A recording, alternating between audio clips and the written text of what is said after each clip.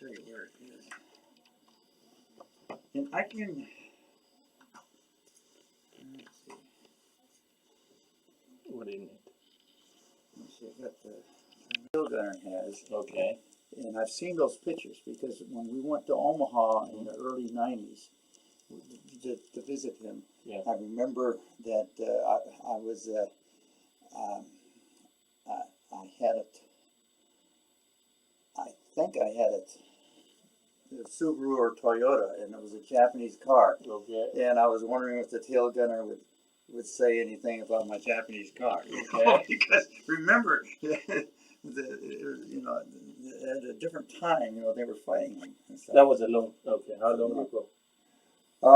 This was in the early 90s. I saw, but I saw the guy's collection of pictures he had. It was very interesting, and you know, things that I hadn't seen before. Wow. But that island, you know, well, anyway, that's what I'm hoping to. Thank you so much. But you're welcome, Brother Jack, for sharing this one. But that's you know. And the write up that he gives, several times he mentions the angels must have been watching over us. I heard this testimony. Yeah, but he several times other things, and one of the guys that was shot up, I think it's this guy here. Mm-hmm. His eyes were badly injured and stuff like that, and they talked about how the bottom line is I met this guy probably in the early 90s also at one of the reunions.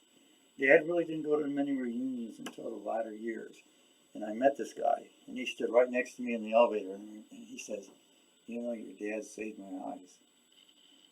And you know, he's a little Italian guy, and then he was just so happy about it. And so I have met actually Art Derbick. He was a co-pilot. I met and talked to him a few years before he died. Okay. And I've met Mancini, and I met Dale's dad. Okay. Okay. And Dale Downey? Dale No. Barr. Oh, Dale Barr. Dale okay. Barr. Okay. And, Who's the first one? This one? Okay. I don't know Okay. the names of these other guys. I got them somewhere else. But I've actually met Art Derbick Okay. and Mancini. Okay. And Dale Barr. Okay. Art Derbick, Mancini, and Dale Barr. Barr. Right. Wow. And I am meeting his son tomorrow. Tomorrow, and his birthday, right? And, well, tomorrow he's hoping.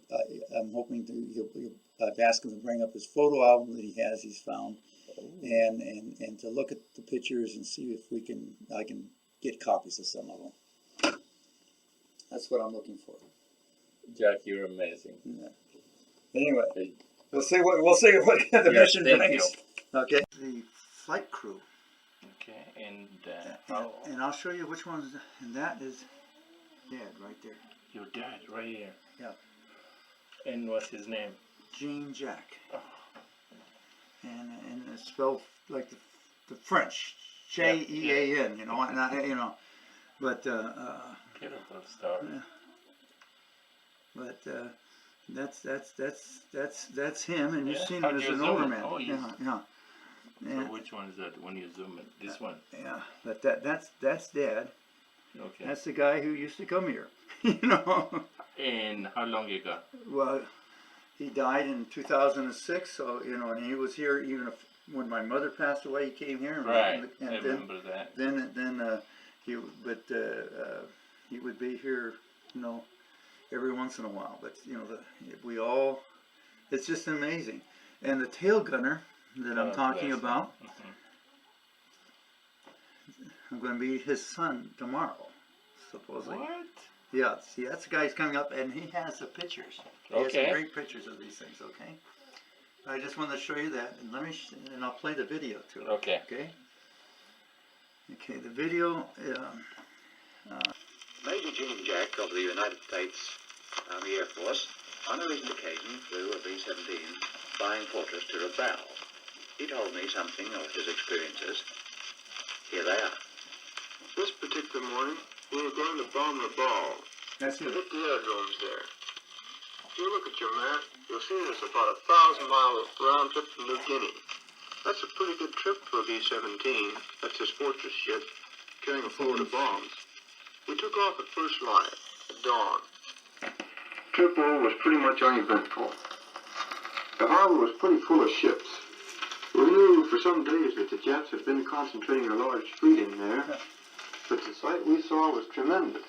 The harbor looked chock full of ships, ships of all sizes. We were going to make our attack down on Lakanai, that's Lakunai, aerodrome. As we drove up, looking it over for the best method of making a run, we ran into a bunch of clouds around there that looked like they were kind of bother us. Then we went.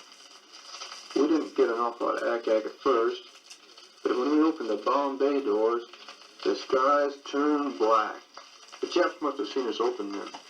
Well, we twisted and turned to throw the ack-ack off a bit and made a diving turn onto the target. Then, just before the bomb release line, we ran into these clouds I was telling you about. Well, there's no use dropping bombs by guess, so we came out again and came in from another direction. We tried 3 runs, but we couldn't get in. After the second time, we saw the Zeros flying around out there all around. But they wouldn't come in after us while we were over the target. They didn't like their own ack-ack, and I don't blame them. They just hung around, like vultures. Well, we'd been over for about 35 minutes, and it was getting pretty hot. We thought we'd better get out of there. I'll send that to you. We got hit a few times, but not seriously damaged. We went over to Vunakanau. That's Vunakanau, Vunakanau aerodrome. We dropped our bombs there. I need to The make a tail map. gunner told me he saw them hitting along the strip. Well, as soon as we got out of ack-ack range, we got to the Zeros. The stag line, we'd call it. I guess there were about 15 Zeros waiting for us out there, and they really hopped us. Zeros 6 o'clock, Zeros 12 o'clock, Zeros 9 o'clock, Zeros all over the place. Well, they split our formation up. I lost the turret gunner on the first pass. He was pretty badly shot up. When they split us up, I remember the tail gunner saying that the What Zeros a came in beautiful so close true that he story got Jack is sunburned off sharing the with rising me. sun on the side of one of them. There were only 2 of us in the formation, Lieutenant Holkett and myself. We finally got through the bunch of them. Shot down 7 of them. Shot down a couple more, probably. But as soon as we got through the fight, it lasted for about 40 minutes, though it only seemed like 5. I noticed my left outboard engine had no oil pressure. It was just shaking out there pretty much and running away. Then the wing out there was more or less fluttering, just like a bird's wing. Well, it shot badly through, just inboard of the number 1 engine. It looked like somebody had taken an axe and tried to cut their way through the wing and gave up after they got a good start. It looked pretty bad, and I was a little bit worried about the thing. I was afraid it might collapse on me. We were flying at considerably reduced speed, but we were staying in the air and even able to climb low. We finally got to some familiar-looking islands. Then we thought we'd head on back to our base. We were running pretty low on gas because, among other things, the Japs had shot out our number 1 gas tank. That left us pretty low. In fact, I guess I can consider myself pretty lucky that the ship didn't catch on fire when they shut the gas tank out. We ran into a storm and the wings started flapping a little worse than usual. I will I send had you good this luck all the YouTube way. video, okay? I think I could have made it back to New Guinea almost. But there were some 8,000-foot mountains in front of me, and the storm was covering all of these, and I didn't want to take a chance of crashing into those mountains out of gas, flying my instruments. I'd been watching all the way back for other small islands for a possible place to set down. I told the fellows, well, we're going down, we're going to land the water, get everything organized. Well, the fellows in back got everything organized. We got everything out that was movable and threw it overboard, so there'd be nothing ricocheting around inside when we hit. I picked out an island, one that I thought would be best. I wanted to hit a beach if I could. I couldn't find any. I wanted someplace, too, where I could see huts around. I knew if there were huts around, that there'd be people and food and water. Well, I buzzed this particular arm that I picked. Flew over at about 100 feet and looked okay to me. Then I checked with the radio operator and with the navigator to see that our position had been sent back to the base so they'd know where we were, where we'd gone down. So I came in to find some smooth water to land on. I uttered a little silent prayer. I think it must have been answered. I believe the Lord must have sent an angel down to ride each wingtip. Wow. We came in okay, dumped our flaps, and glided in. Hit the water. The boys had everything well organized. Our wounded man, Mancini, was all packed in where he couldn't bounce around much when we hit. I was the last to get out of the ship. I went out the power side window, and it only took me about 15 seconds. That shows you how well the boys did. There was fine crews were around this area anyway. I hadn't expected that the ship would get down very quickly. We just stayed up quite a while, and we got quite a lot of stuff out of it. Then I heard somebody calling, "Lieutenant! Lieutenant!" It was Sergeant Barr hanging on the side of a raft. I said, "What's the matter, Sergeant?" "What about a swimming lesson?" he asked. He was the only one in the crew that couldn't swim. We got Mancini ashore, too. Tried to make it comfortable if possible, and administer what first aid we could. Well, the first thing we saw coming up the beach were a couple of natives. We didn't know whether they'd be friendly. We hoped they would be.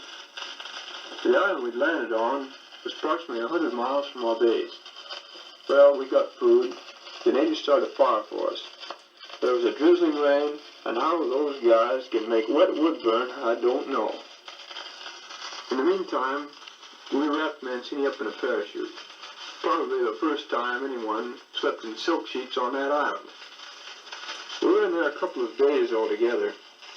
Aircraft from the base were sent out to look for us, and after being looked after by the natives who fed and cared for us, and by the way, one of these days is my birthday. I think the most unusual birthday that I'm ever likely to spend, I hope. We were finally picked up, got back to base.